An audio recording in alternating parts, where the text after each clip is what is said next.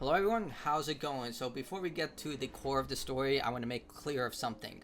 I bought this copy of Anthem. This is a physical copy of Anthem. Now, the servers for this game were shut down about a year and a half ago, which means this is vaporware. Even though you can technically play the entire game single player, because this game requires server access from BioWare, technically EA, to access, you can no longer play this game. Now, I did ask Mark Dara if there's any hope in the future that someone could create private servers or stuff like that in order to access the game. He said that doesn't seem possible because the game was specifically designed to be a live service game that required online access to a server. Now, we've probably seen this a lot of times for like achievements, trophies, and stuff like that. But regardless, this is a huge problem, not just for video games. With Stop Killing Games, with Ross leading the campaign, unfortunately, he got completely side-railed because of jackasses. But yeah, this goes for musics, books, you name it. Like, if the license expires or they just decide, out of nowhere, hey, we're going to cancel our license with this company, that now you can't access the book or music or whatever you purchase, or there's licensed music in the game, which means that the license expired, no longer available in the game, so they make you either download a patch to remove the music, or it's still there, like with Red Dead Redemption, GTA. If you have a physical copy, they can't remove that. But for digital-only games, they can remove it.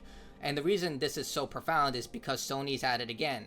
PlayStation is deleting over 500 movies from customers' accounts, reminding us nothing digital is ever truly ours. Now, people remember, or at least they should remember, Sony tried to do this before, where their Discovery content was being removed from the platform. And this is content that people paid for. This isn't something that was free and available for everyone. This was paid content that they were removing from people's libraries. Now, you can check here from the Consumers' Right Wiki, which is a great source for everything involved in your right to own your shit, is that Sony did reverse this decision once enough backlash happened. But this is just an alarming situation. It's like what I stated for my previous video about how they are looking for ways to try and ensure that people get comfortable with these types of practices, with the Halo campaign Evolve situation where they backtracked on the whole co-op features requirement. Like, no one is being fooled by that. They backtracked because they knew the backlash was so monumental, they needed to do it.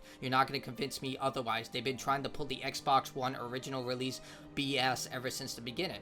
But these are products that you purchased. And if you have a physical copy of like Rambo First Blood, Bridget and Jones' Diary, and The Deer Hunter, any of those things, as long as you maintain it and you have a device that can run it, you're free to do whatever you want with it.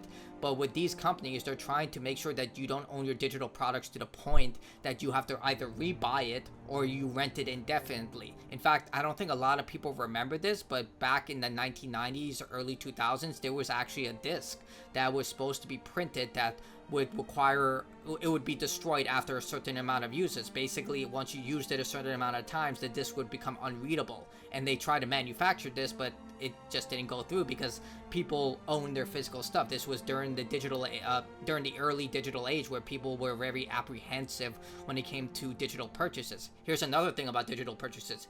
They used to be cheaper than physical releases, and that's how they encourage people to buy digital purchases, but now they're just as expensive as physical releases, and now they're making physical releases so hard to obtain and so janky that they break easy, that they're hard to even purchase in the first place. But enough about that.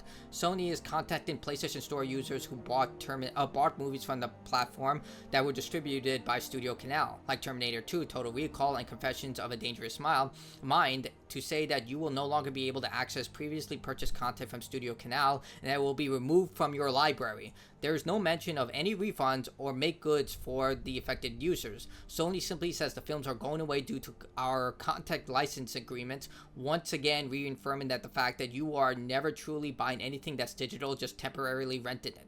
Now, this is complete BS, because guess what? Video games go through this as well. There are profound licensed games such as Deadpool, Transformers, Spider-Man, you name it. And the reason you can't access these games is because the license for those games expire.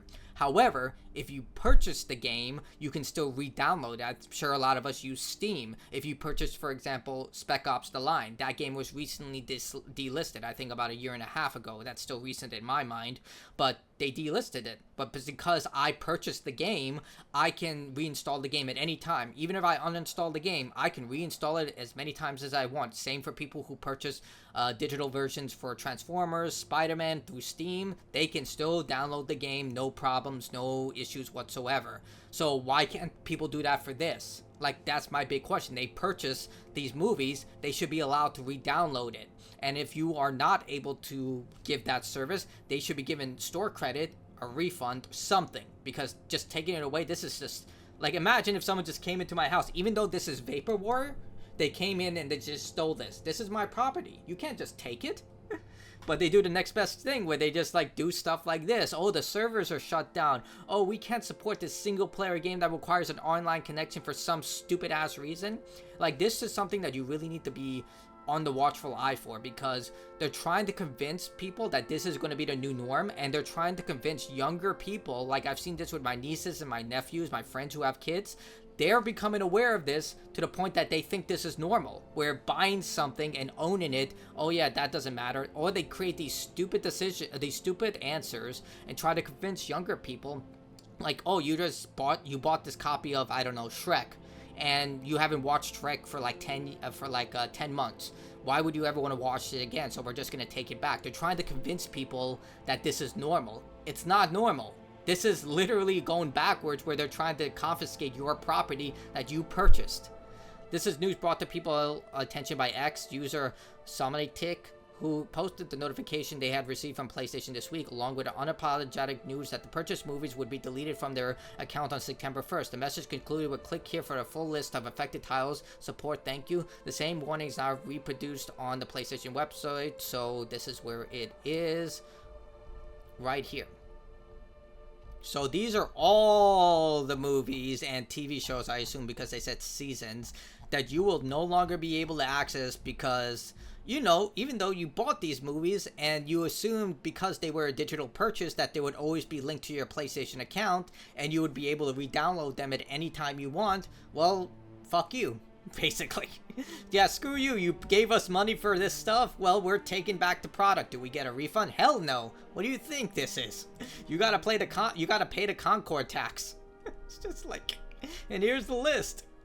Oh my god. Yeah, and the endless god.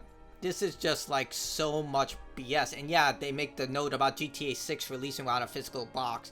I think the reason behind that is because they want to avoid people getting early copies for GTA 6 through like bribing warehouses. That's how a lot of these people get the game early. We remember the infamous Starfield situation where someone got their hands on the early access of Starfield because they worked at a warehouse. But even that, I think, is BS. If you're selling a game physically and doesn't include the disc, even with game key cards with Nintendo Switch systems, I think that also should be illegal. Like, you're creating e-waste. Like, that thing still needs to have to be properly disposed of. Like, if you cannot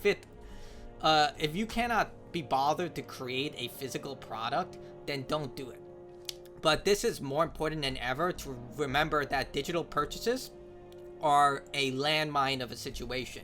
Like, you press down on it and at any time it can explode. It doesn't matter if you take your foot off the landmine. It's going to explode at some point, and whenever they deem that it's the best point. So remember, buy physical, store it, especially when it comes to movies. Here's another tangent, and it's because I'm old. Remember when DVDs used to have like custom like title screens and unique features and behind the scenes stuff?